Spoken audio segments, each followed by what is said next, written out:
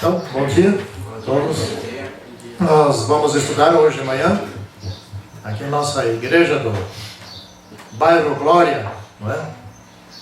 A sexta praga.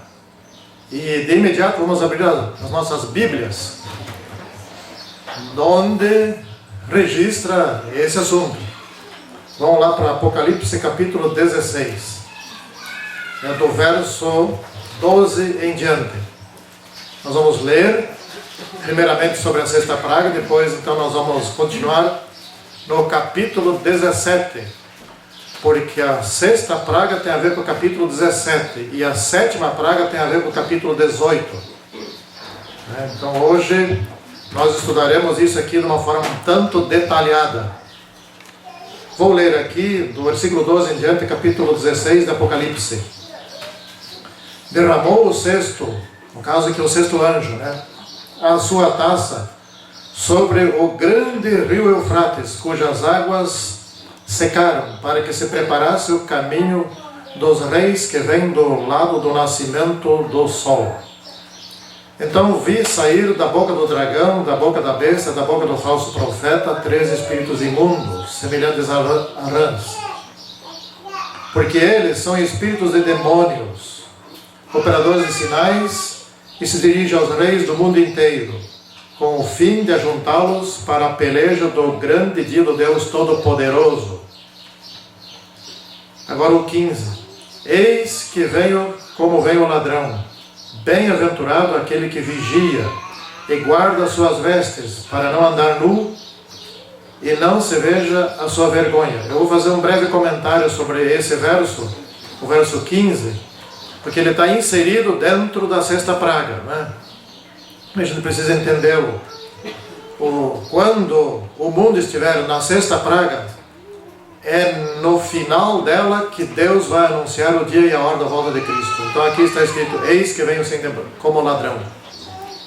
Para muitos, que são os ímpios, eles não entenderão as palavras de Deus quando anunciar o dia e a hora, que será no final da sétima praga, E para estes, a vinda de Cristo será como ladrão.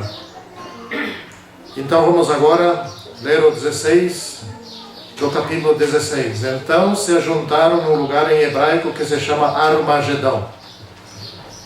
Vamos pular agora, porque a Bíblia ela é muito interessante. O estudo da Bíblia, ela aumenta a nossa inteligência intelectual, a nossa capacidade de pensar, de refletir, etc. Então, alguma coisa está escrita aqui, outra ali, outra colar, e assim vai, Vamos para o capítulo 17, versículo 14. Vocês vão ver lá que continua exatamente esse assunto. Pelejarão eles contra o Cordeiro, e o Cordeiro os vencerá, pois é Senhor dos senhores e o Rei dos reis. Vencerão também os chamados eleitos e fiéis que se acham com ele. Então vejam só, na sexta praga, a sexta praga também, tem várias palavras que identificam a sexta praga. Sexta praga, Armagedão, a angústia de Jacó, a última e grande perseguição, a aparição miraculosa do demônio como se fosse Cristo, para juntar esses reis, que são todos os reis do mundo inteiro. Guarde bem essa expressão. Eles se dirigirão a todos os reis. Isso quer dizer a todos os presidentes das nações hoje, os primeiros ministros, se for o caso, e alguns reis ainda também existem por aí, alguns ditadores, todos os países do mundo inteiro se juntarão para guerrear contra Cristo e o seu povo, na sexta praga. E a sexta praga também pode ser identificada como decreto de morte, Nada disso se cumprirá. Essa é a antessala. A sexta praga, na verdade, é uma preparação para a sétima praga. Essa é a antessala da destruição dos ímpios.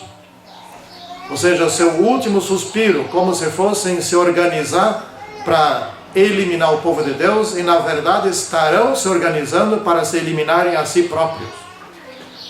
Essa é a grande questão. Então eles pensam que estão agora prontos para eliminar o povo de Deus, e fazer com que funcione de uma vez a nova ordem mundial. E ela não funcionará. É bem provável, segundo nós vamos ler ainda, que esse tempo durará 15 dias. Ou seja, 1 hora profética. Não é?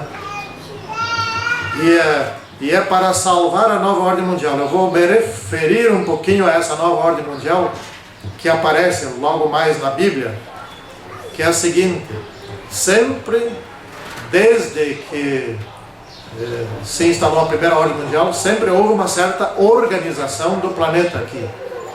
Não é? Eu não vou falar sobre as ordens mundiais, esse assunto para outro, senão vai delongar muito. Aqui tem muito detalhe interessante para quem gosta de se debruçar e estudar, para aprender. Tem. E se for falar de tudo, nós não saímos aqui talvez hoje à noite, né? Então não é o propósito disso, nem se assustem quanto a isso. Mas a última ordem mundial é a ordem da ONU, né? E que vem caindo, porque era a bipolarização do mundo entre dois grandes poderes. Mas a Bíblia fala que haverá um grande poder no fim de todos os tempos. A bipolarização era: de um lado estavam os Estados Unidos e o capitalismo, e do outro lado estava a União Soviética e o comunismo. E havia um terceiro grupo, né? Que era o grupo dos não alinhados.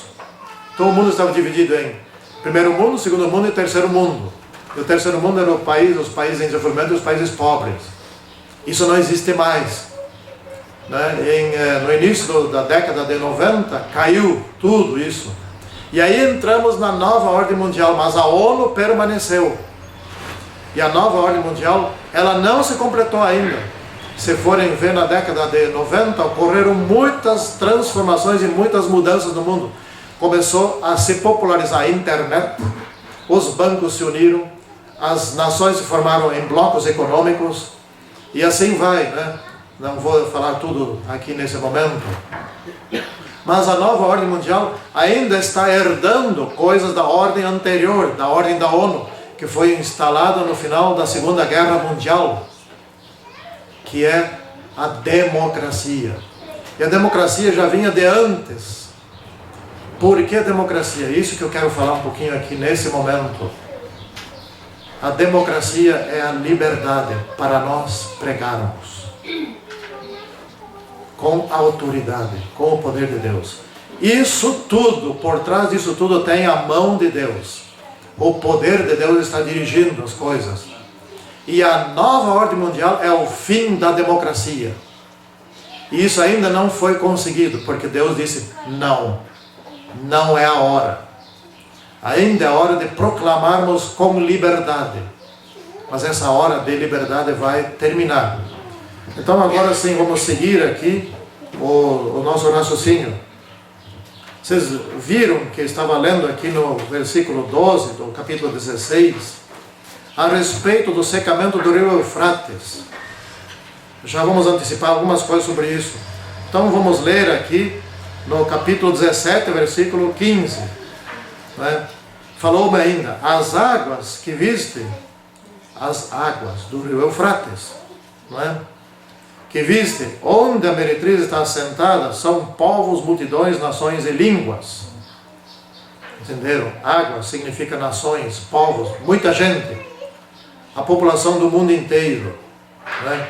Então é preciso pensar sobre o que significa, o que simboliza o secamento do rio Eufrates. Já vamos entrar nesse assunto aí. Mas ainda preciso falar um pouquinho mais. A mulher que viste, está agora no capítulo 17, versículo 18. A mulher que viste é a grande cidade que domina sobre os reis da terra. Essa mulher, nós vamos ler daqui a pouco mais, ela está sentada também sobre 7 montes. Ela está sentada em cima de 2 lugares, né? 7 montes e sobre as águas. Ou seja, e aqui diz claramente o que essa mulher faz: domina sobre os reis da terra. Isso significa o seguinte, que esta nova ordem mundial que nós temos hoje, de democracia, vai terminar. Os países não terão mais liberdade de fazer o que quiserem. Essa mulher dominará, ainda não faz isso hoje, dominará sobre todas as nações do mundo. Então, quem são esses três poderes que nós acabamos de ler aqui? Os três poderes satânicos são Estados Unidos, Espiritismo e Vaticano. Assim, diretamente, na cara dura. Temos que dizer isso, é hora de dizer isso. Mas precisamos fazer uma ressalva muito importante. Dentro da Igreja Católica tem muito povo de Deus. E isto, a respeito desse assunto, nós falaremos amanhã à noite, né? Que está no capítulo 18, referindo-se ao alto clamor. E então, essas águas que fala aqui renunciarão a dar apoio a esta mulher, que não é outra coisa senão a Igreja Católica. Infelizmente, né? Temos que dizer isso. Sairão águas que são apoiadores da Igreja Católica, que virão para a Igreja Adventista do Sétimo Dia. Esse já é um apoio que está saindo. E durante a sexta praga, porque durante a sexta praga ninguém mais se converte. Durante a sexta praga, os que continuarem dando apoio tirarão esse apoio e se revoltarão contra a mulher e contra a besta. E esse assunto ainda está pela frente hoje de manhã, aqui ainda. Né? Então, o que quer dizer o secamento do rio Eufrates? Quer dizer que as grandes massas, os bilhões de pessoas, todos deixarão de dar apoio à besta e se revoltarão contra ela e brigarão entre si. É isso que quer dizer. Mas quer dizer mais uma segunda coisa: abrirá o caminho para os reis do Oriente. Quem são esses? Não são reis da terra. É a volta do Senhor Jesus Cristo. Não é? Ou seja, quando eles entrarão em confusão, quando eles deixarem de dar apoio à besta, então se preparou o caminho para a volta do Senhor Jesus Cristo e estaremos na sétima praga. É isso que quer dizer o secamento do rio Eufrates. Não tem nada mais a ver com o rio Eufrates lá de antigamente, que vocês sabem o que significa também. Nós não vamos entrar nesse assunto aqui, porque tudo que é assunto paralelo toma tempo, não é? Então agora sim, eu quero ir para a segunda parte desse sermão, que está no Apocalipse 17. Que a segunda parte eu chamo de a escola da mentira, ou a faculdade da mentira. Se não se devesse até mencionar e chamar de a universidade da mentira. Vamos analisar agora 17, eu vou ler versículo por versículo. 17, versículo 1. Vi um dos 7 anjos que tem as 7 taças e falou comigo, dizendo: vem, mostrar-te-ei o julgamento da grande meretriz que se acha sentada sobre muitas águas. Vocês vão ver uma coisa estranha, ela está sentada em 2 lugares, né? Sobre muitas águas e sobre 7 montes. E ele vai mostrar agora, e nós vamos acompanhar o que o anjo vai mostrar. Nós vamos aprender uma coisa assim que é de arrepiar.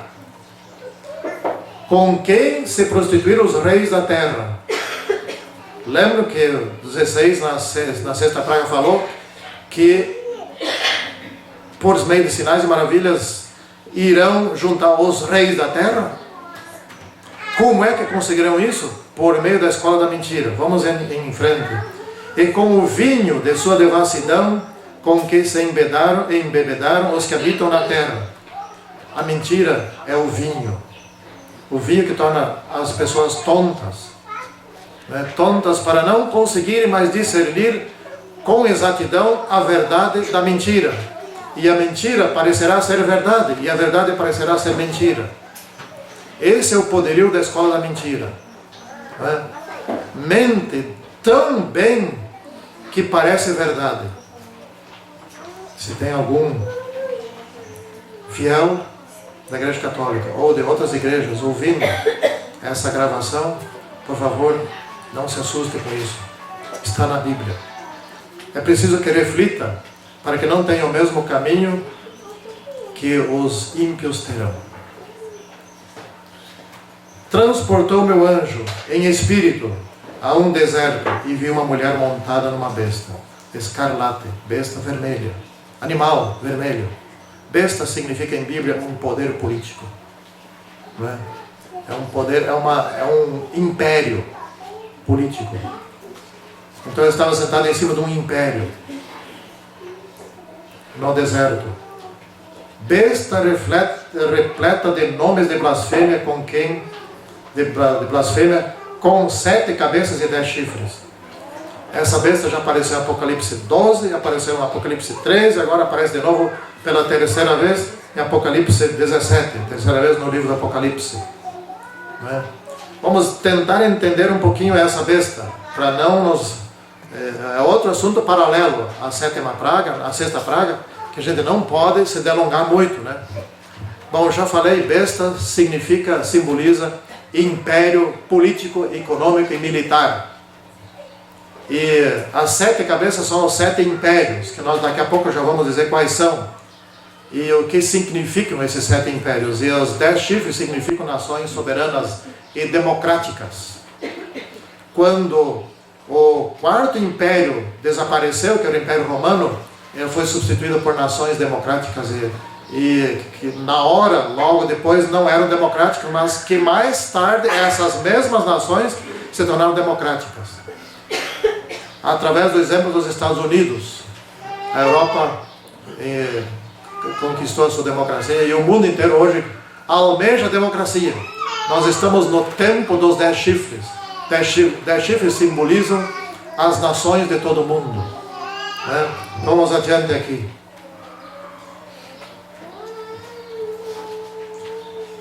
E achava-se a mulher vestida de púrpura e de escarlata, adornada de ouro e de pedras preciosas e de pérolas, tendo na mão direita, tendo na sua mão um cálice de ouro transbordante das abominações, com as imundícies de sua prostituição. Na sua fronte achava-se escrito um nome, mistério: Babilônia, a grande, a mãe das meretrizes e das abominações da terra. Aqui está a identificação da escola da mentira. A taça da imundície é para onde entram todas as mentiras. É o conjunto de dogmas, de tradições que não são bíblicas. Porém, a igreja chama-se a igreja bíblica, apostólica, católica, apostólica, romana. Mas aquilo que prega não é nem apostólico e nem católico, mas é romano. Ou seja, uma igreja cristã que prega abominações, como adoração a mortos, perdão dos pecados e muitas outras coisas. E as pessoas acreditam. E acreditam e defendem. E defendem ardorosamente. Essa defesa vai terminar. É profético. Essa profecia. A defesa vai terminar. Nós vamos ver ainda hoje de manhã isso. Então são muitos e muitos dogmas. E veja o que está escrito no versículo 6. Então vi a mulher embriagada com o sangue dos santos e com o sangue das testemunhas de Jesus. E quando a vi, admirei-me com grande espanto. Irmãos, é de espantar realmente que esta mulher, ou seja, esta igreja, tenha matado tantos durante a Idade Média, que queriam abrir a Bíblia e descobrir o que estava escrito lá, que queriam seguir o que estava escrito na Bíblia, porque era proibido. Tinha que seguir as mentiras. Era proibido ler a Bíblia. Mas chegou um momento, logo depois dos 1260 anos, logo depois de 1798, fundaram sociedades bíblicas. E a Bíblia se espalhou de tal maneira que hoje é totalmente impossível de proibir ler a Bíblia. A Bíblia está na internet, a Bíblia está nos computadores, está nos livros, está em tudo que é lugar. Não tem mais como proibir ler a Bíblia. Então agora precisa turbinar a mentira para enganar o povo. Precisa Satanás aparecer em forma como anjo de luz, como o próprio Senhor Jesus Cristo, e afirmar: eu sou Jesus Cristo, e mentir. E o povo acreditará, menos alguns poucos, os que têm seus nomes inscritos no livro da vida. Mas vamos seguindo aqui no versículo 7. Agora vamos entrar na terceira parte desta manhã. Versículo 7. O anjo, porém, me disse: por que te admiraste? Dir-te-ei o mistério da mulher e da besta, que tem as 7 cabeças e dos 10 chifres que leva a mulher. Agora nós vamos desvendar esses mistérios aqui, não é? E vamos lá. Vamos para o versículo 8. A besta que viste era e não é. O que quer dizer isso? Ela já dominou uma vez. Durante a Idade Média. Ela era. Ela não é. Ela foi ferida mortalmente. Ou seja, ela está inoperante, como que morta. Não é? Mas voltará a ser. Ou seja, ela voltará a ter o poder outra vez. Isso nós estudamos em Apocalipse 13, numa das últimas sermões que eu fiz sobre esse assunto. Né? E agora escutem bem o que vai dizer aqui o restante do texto. Eu até vou ler ele todo de novo. Versículo 8. A besta que viste era e não é. Está para emergir do abismo. Ou seja, ela retorna. Está para emergir do abismo. E caminha para a destruição. Então saibam todos aqui o seguinte: quando recobrar o poder, não vai ser por muito tempo, vai ser por bem pouco tempo. Recobrará grande parte do seu poder quando puder impor ao mundo inteiro o decreto dominical. Mas ainda não terá todo o poder.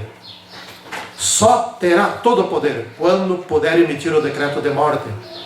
Tudo isso fazia na Idade Média.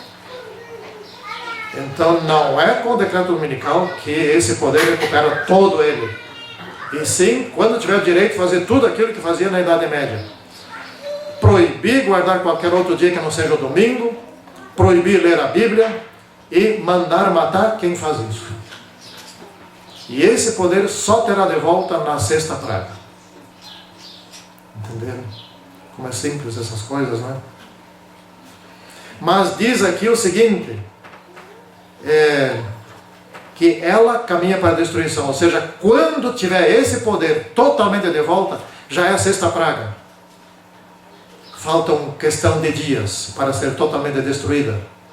Destruída por Deus, destruída pelos seus próprios fiéis. É assim que nós vamos ver o cenário futuro. E é isso que nós explicaremos amanhã de noite. Vamos para o versículo, continuando ainda aqui. Caminha para a destruição. Vou ler de novo o versículo 8. A besta que viste era e não é, está para emergir do abismo e caminha para a destruição. E aqueles que habitam sobre a terra, cujos nomes não foram escritos no livro da vida, desde a fundação do mundo, se admirarão vendo a besta que era e que não é, mas aparecerá. Se admirarão quer dizer seguirão, não é? Volto alguns capítulos antes, aqui no capítulo 13, vou ler 2 versículos ali. Capítulo 13, versículo 3. Então vi uma de suas cabeças como golpeada de morte, mas essa ferida mortal foi curada, e toda a terra se maravilhou seguindo a besta. Então está ligado esse versículo com a admiração do versículo que nós acabamos de ler no 8, né, de Apocalipse 17. Mas eu vou ler mais um versículo aqui, e no 4. E adorarão o dragão, porque deu sua autoridade à besta, e também adorarão a besta, dizendo: quem é semelhante à besta? Quem pode pelejar contra ela? De fato, aqui na terra, ninguém. Mas ela vai enfrentar o poder do Senhor Jesus Cristo. Cara a cara. Este assunto fica para amanhã. Não é? Ela agora está na sexta praga, ela está enfrentando o povo de Cristo. É a perseguição, é a angústia de Jacó, é o decreto de morte, é o Armagedão. Tudo isso significando o mesmo. Essa sequência a gente aprende no livro Grande Conflito. A senhora Ellen White disse que nós devêssemos estudar o Apocalipse junto com Daniel, para entender certo.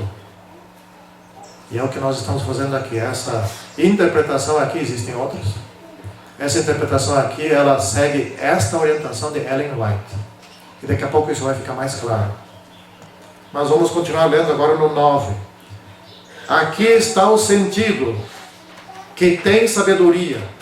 Veja só que agora em um versículo vai explicar todo o mistério. Isso é impressionante. Em um só versículo vai explicar todo o mistério. Nós vamos ler agora esse versículo. As 7 cabeças são 7 montes, nos quais a mulher está sentada. Mas afinal, ela está sentada sobre montes ou sobre as águas? Os dois. Os 7 montes identificam o local. E as águas identificam que ao redor tem milhões, tem bilhões de pessoas apoiando. Não quer dizer que esteja sentado dentro do mar, não é isso. Mas os 7 montes são os montes onde está o Vaticano. Lá tem 7 morros. E agora escutem só o que mais fala aqui no versículo 9. São também 7 reis. Nós aqui entramos numa polêmica, mas nós vamos explicar bem facilmente. Agora vem a explicação dos 7 reis, dos quais caíram 5. 5 reis já não existem mais, não é? Um existe, que é o 6º, e o outro ainda não chegou. E escutem só as palavras que vamos ler agora. E quando chegar, tem de durar pouco. Segundo Ellen White, nas suas orientações de como interpretar essas partes aqui, aí só sobra uma interpretação. Vamos ver os 7 reis quais são. Babilônia, primeiro império. Lá do Daniel 2, Daniel 7 e Daniel 8. 8 já nem aparece mais, né? Essa Babilônia foi fundada por Nimrod, que construiu a Torre de Babel contra Cristo. Foi o primeiro anticristo, nas mãos de Satanás. Babilônia, certo? Segundo grande império, ou seja, a segunda cabeça, Medo-Persa. Os Medo-Persas não foram tão maus contra o povo de Deus quanto os judeus naquele tempo, porque eles é que permitiram que os judeus voltassem para Jerusalém, né? Grécia, o terceiro império, Império Grego. O Império Grego fez algo que nenhum império anterior fez. Os gregos, vocês devem se lembrar que foram a sede, o local onde se desenvolveu a filosofia, ou seja, o pensamento, a reflexão, mas não a reflexão cristã, e sim a reflexão pagã. E eles se deram o trabalho de fazer um ajuntamento, uma sistematização das formas de adoração entre os outros povos, principalmente a que teve origem em Babilônia.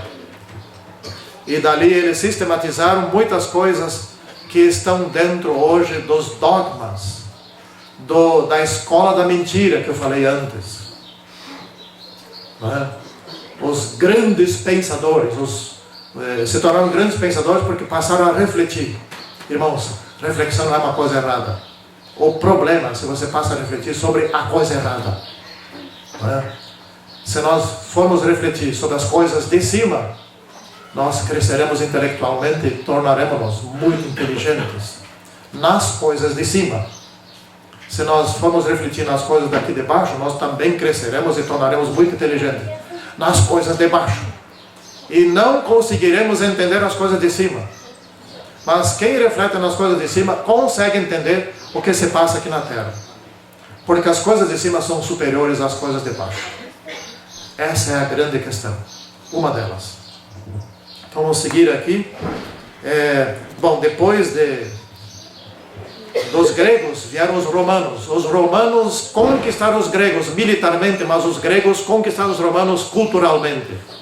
Ou seja, passou a filosofia grega e os pensamentos gregos e os princípios de vida dos gregos, os princípios de pensamento dos gregos passaram para os romanos. E Roma é o 4º império. O grande império que matou Jesus Cristo, que destruiu o primeiro templo, ou melhor, o segundo templo, né? que esparramou mais uma vez os judeus pela terra toda. E deste quarto império saiu o quinto império, que é uma igreja, que governou o mundo, dominou sobre o mundo durante 1260 anos. E estes 5 caíram já, porque na quinta cabeça houve a ferida mortal. E agora o que diz sobre a sexta cabeça? Diz que ela existe. Esse texto foi escrito para os últimos dias. Era a interpretação do livro de Daniel. É por esse texto e outros textos do Apocalipse que nós entendemos o livro de Daniel. Como é que se abre o livro de Daniel? Como é que se abre o livro de Daniel e se entende o que lá está escrito? Não adianta só abrir o livro de Daniel. Tem que abrir o Apocalipse. E se você ler Daniel junto com o Apocalipse, então você vai entender Daniel e também Apocalipse. Mas se você só ler o livro do Apocalipse, você não vai entender nem Apocalipse nem Daniel. O mistério, ou os mistérios que Daniel não entendeu e que ele deixou para depois, João revelou, e esses mistérios só conseguiram ser entendidos no fim dos tempos. Essas palavras foram escritas para nós. Qual é o sexto império? Um dos 3 poderes imundos que nós já estudamos, né? E que aparece aqui, Apocalipse 16. Estados Unidos da América. O primeiro a trazer a liberdade para o mundo. Democracia. Né? Onde se situa a sede da Igreja de Cristo. Este patrocinará o retorno do 7º poder, que é o 5º. O 7º poder, ou a 7ª cabeça, não é outra coisa senão o restabelecimento da ferida mortal da 5ª cabeça. Entenderam?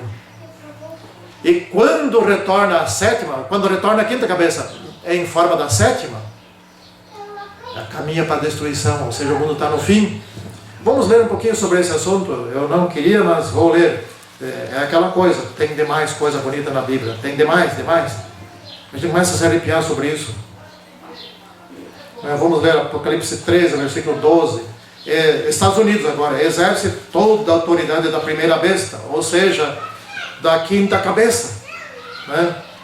Toda a autoridade da primeira besta na sua presença, ou seja, o Vaticano está aí, né?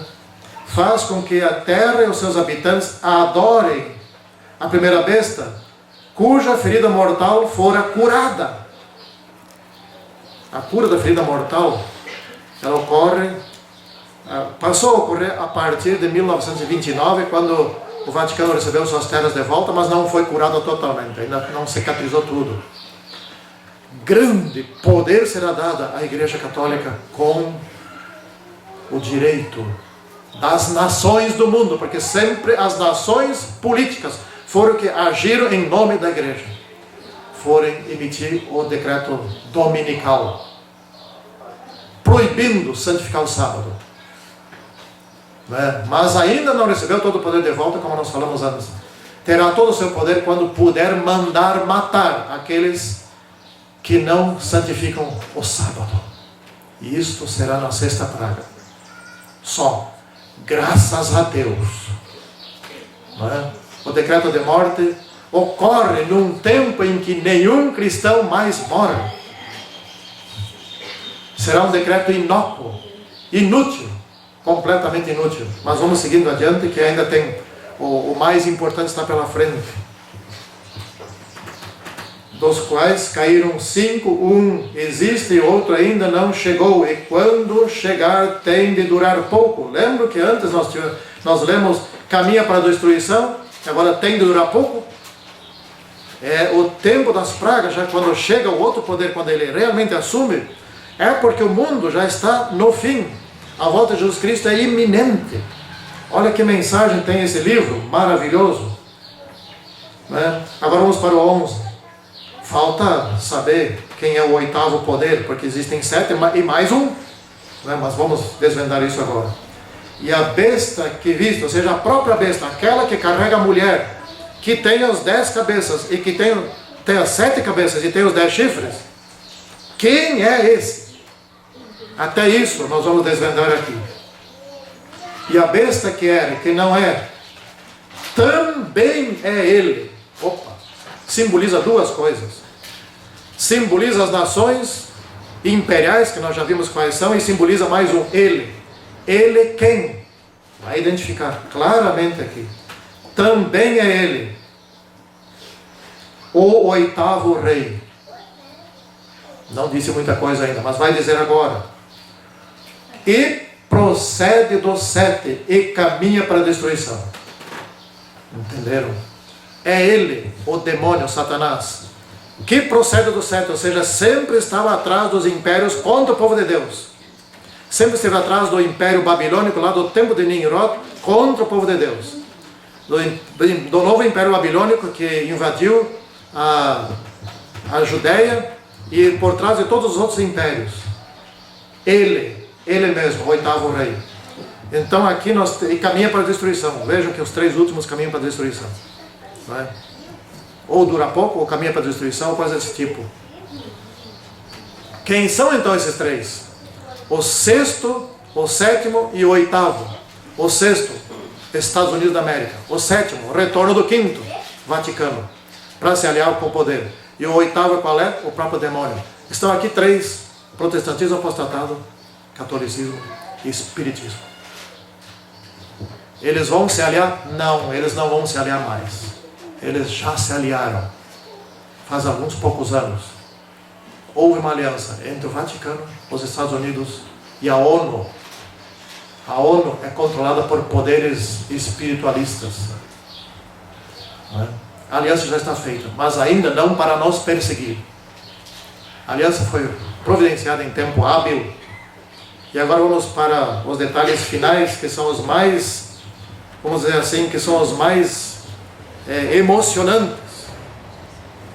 Emocionantes porque vai haver uma guerra aqui. E a gente já sabe o final da guerra, como é que vai ser. Não é?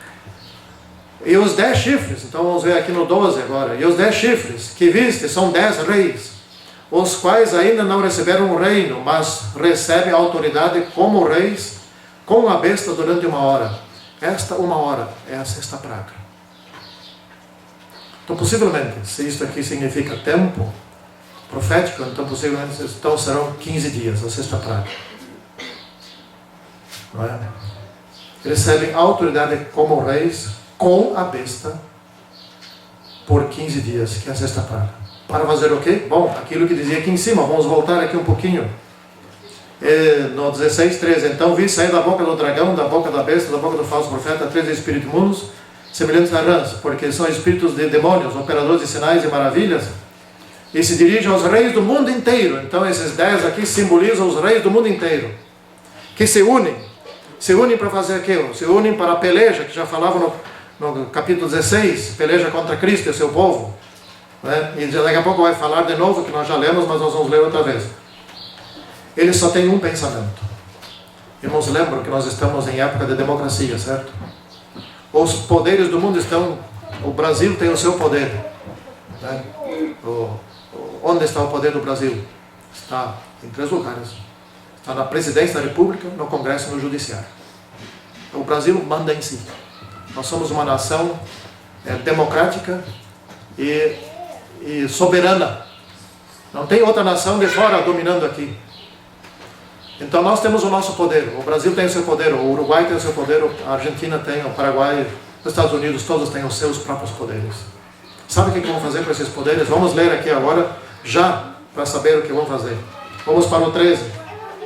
Tem esses um só pensamento, e oferecem à besta o seu poder e a autoridade que possuem.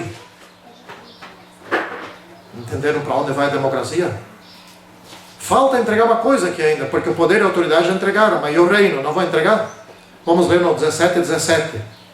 Porque em seus corações incutiu Deus que realizem o seu pensamento. Viram que no 17:13 fala do um só pensamento? E agora no 17 de novo, como a Bíblia está interligada, né? Realizem o seu pensamento e executem a uma, ou seja, todos eles unidos, numa só vez, num só momento, num só tempo. Executem a uma e deem à besta o reino que possuem. até que se cumpram as palavras de Deus. Até que se cumpram as palavras de Deus, isso quer dizer que todas as nações vão entregar o seu poder, a sua autoridade, o seu reino à besta. Vai haver, agora entramos naquilo que se chama nova ordem mundial completa, que é a sexta praga. Não é? Todo mundo entregou o seu poder, sua autoridade e o seu reino ao Vaticano, que agora está mandando.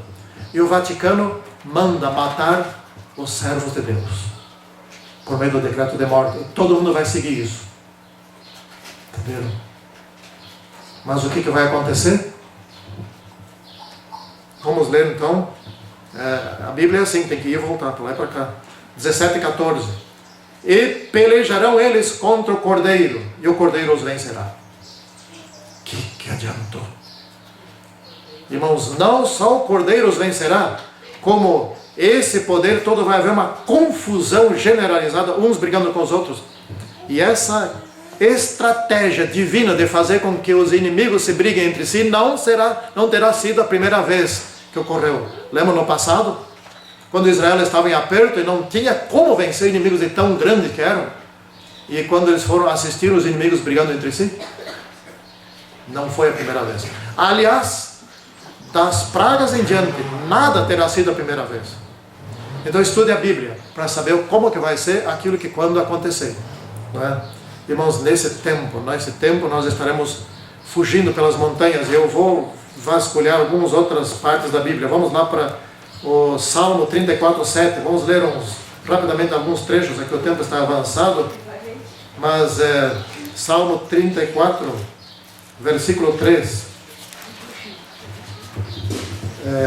34, versículo 7. O anjo do Senhor acampa-se ao redor dos que o temem e os livra.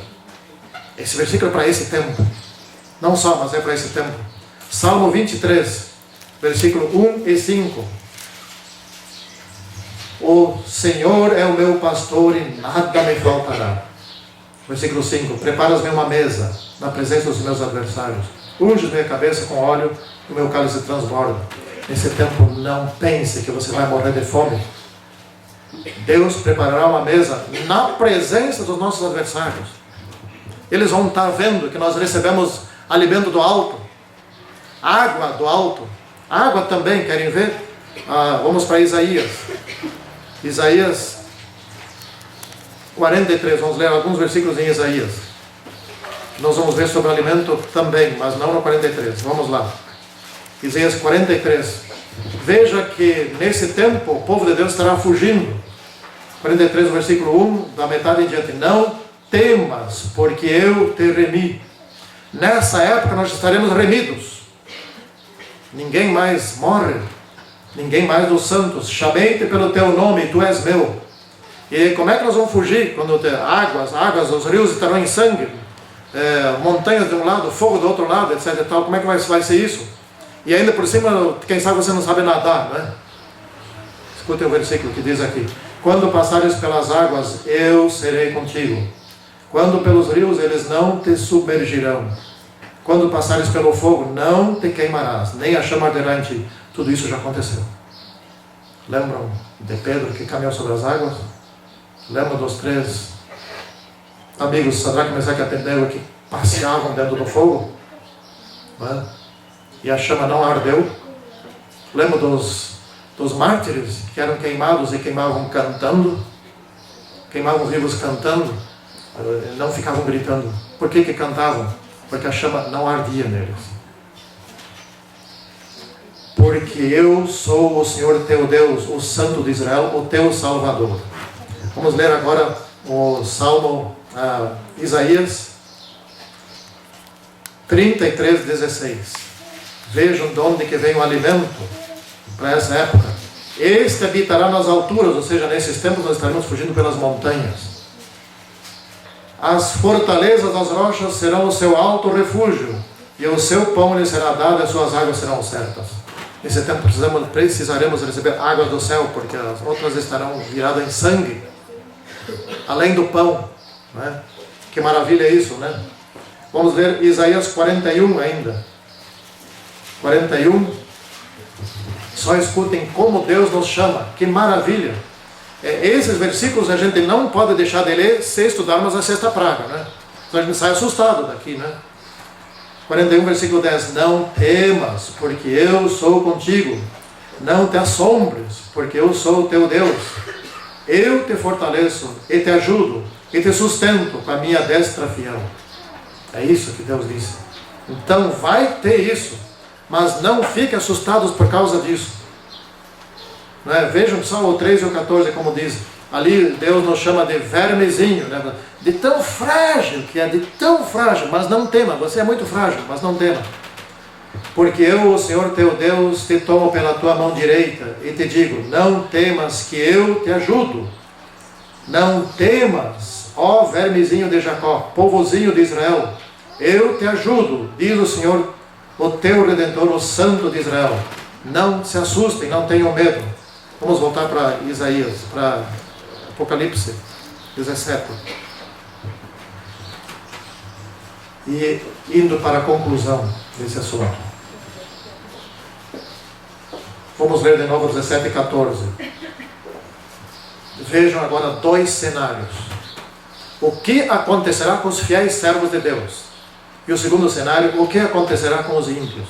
Os que se venderam à besta. 14. Pelejarão eles contra o cordeiro, e o cordeiro os vencerá, pois é Senhor dos senhores e Rei dos reis. Vencerão também os chamados eleitos e fiéis, que se acham com ele. Os fiéis vencerão. Portanto, não tema. E qual é o segundo cenário? O que acontecerá com aqueles que não estiverem escritos no livro da Bíblia, da vida? Vamos para o 16. Os 10 chifres que viste, e a besta, esses odiarão a meretriz, e a farão devastada e despojada, e lhe comerão as carnes e a consumirão no fogo. Aqui está o link para o assunto de amanhã de noite, mas eu só vou ler um versículo de amanhã de noite, não é?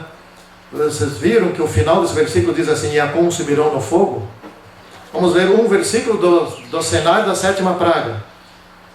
Está no 18, versículo 8. Por isso em um só dia lhes sobrevirão os seus flagelos, morte, pranto e fome, e será consumida no fogo. Quem é que vai consumir a besta no fogo? Os seus próprios aliados. Estarão brigando entre si. Mas esse é assunto para amanhã. Irmãos, quanto a nós, que nós devemos nos manter fiéis. Somos um vermezinho, um pequeno povo, um pequeno grupo, mas mantenhamos-nos fiéis, porque estão prometidas forças que ninguém mais vai ter, a não ser aqueles que estiverem ligados ao Senhor Jesus Cristo. Que assim seja com cada um de nós. Amém.